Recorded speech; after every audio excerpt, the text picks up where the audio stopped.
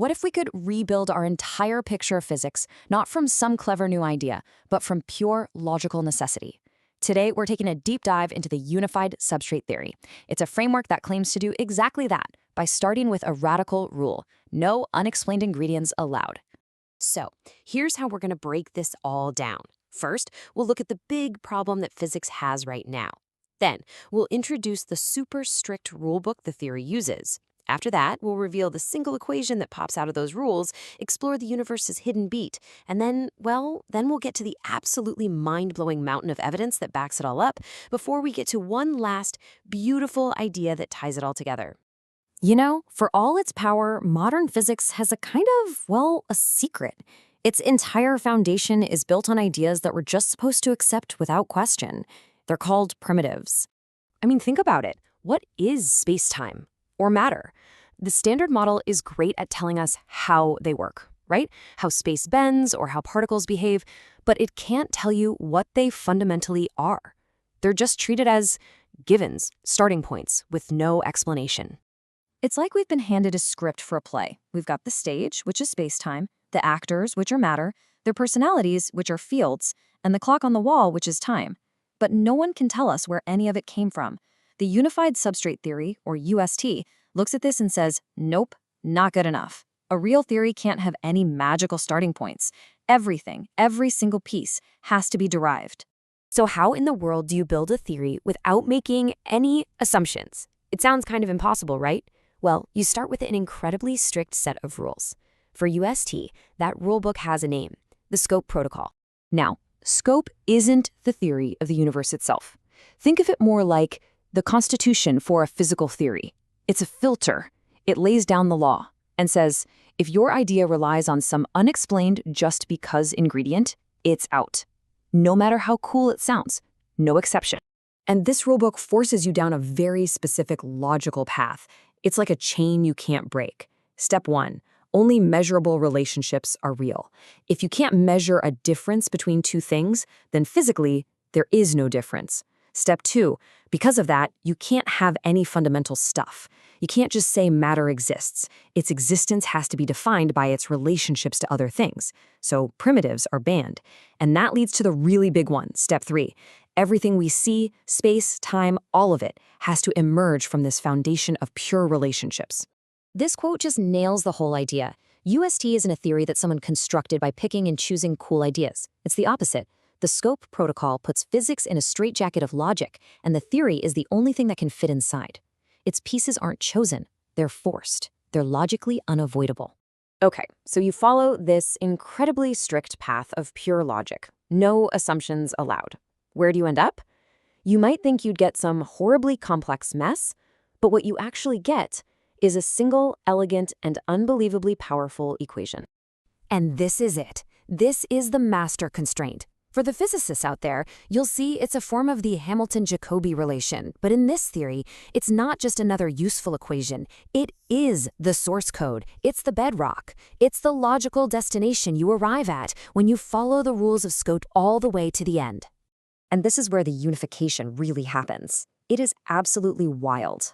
This one single equation, depending on how you look at it, generates all the major parts of physics. The rules for how things propagate, that gives you light. The way phase orders itself, that's where we get time. Stable, localized patterns, that's matter. The way these things appear to couple to each other, that's gravity. And the overall drift of the whole system, that's cosmology.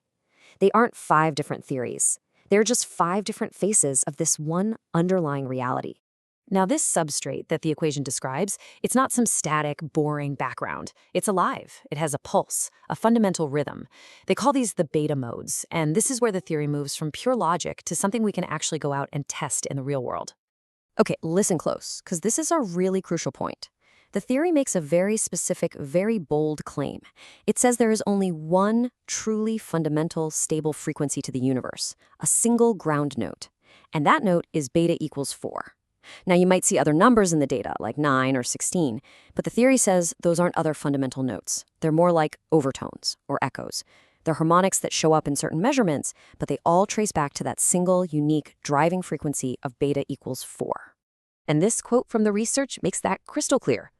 There's no spectral ladder with a bunch of different fundamental modes.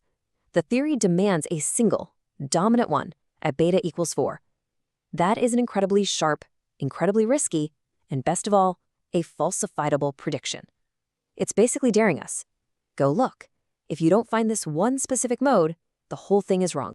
All right, so the stage is set. We have a theory born from pure logic, and it makes this wild prediction about a single hidden rhythm to the cosmos. So the big question is, does reality actually play that tune? Get ready for this. Let's start right here at home with earthquakes. In the timing and energy release of aftershock sequences, a clear pattern was found. That beta equals 4 mode, it's there, with a statistical significance of over 50 sigma. To put that in perspective, 5 sigma is the gold standard for discovering a new particle, like the Higgs boson. 50 sigma is, well, it's a level of certainty that's just off the charts. Okay, that's just Earth. Let's zoom out, way out, to entire galaxies.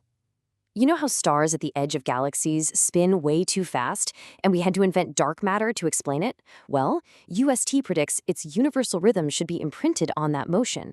And when they looked at the galaxy data, yup, the exact log periodic signal was there with a significance of around 37 sigma. And this rhythm isn't just in how things move, it's in how they're built. The spacing of planets and solar systems, the flickering harmonics in the light from exploding supernovas, it's like the universe has a favorite architectural style, a quantized pattern it likes to use. And it shows up with a significance of around 13 sigma. Now, for what might be the craziest one, fluid turbulence. It's literally the textbook example of chaos. But when you analyze the energy spectra deep within that swirling mess, there it is again. The same fundamental beta equals 4 mode, shining like a beacon of order in a sea of unpredictability, detected between 8 and 11 sigma. And maybe the biggest mic drop of all. This isn't about just finding a pattern in data. The theory, from first principles with 0 numbers to tweak or fit, derives a brand new universal constant of nature, an acceleration scale. It predicted this number from pure math, and when they checked it against real-world galactic data, it was a perfect match, confirmed at a 5 sigma significance. That's a discovery-level confirmation of a constant nobody even knew existed. So the evidence for this universal rhythm is it's a cascade. It's overwhelming. But the theory has one last incredibly elegant piece to offer. It's a final bridge that connects our 2 main ways of thinking about gravity. See, on one hand, we have Einstein's general relativity, which tells us gravity is the geometry of space-time bending. On the other hand, UST says gravity is the mechanical flow of energy in the substrate. The final insight, the inflow geometry bridge, is that these are not 2 different ideas. They are mathematically equivalent. It's like saying water and H2O. They are 2 different languages describing the exact same thing. So let's just trace that journey one more time. We started with a demand for no unexplained ideas. That demand forced a set of rules. Those rules forced a single equation. That equation predicted a universal rhythm. And that rhythm has now been found with just staggering significance all over the place. So the question really isn't, does this rhythm exist anymore? The question is, what do we do next, now that we have a theory of physics that wasn't just invented, but was built from necessity and confirmed by reality?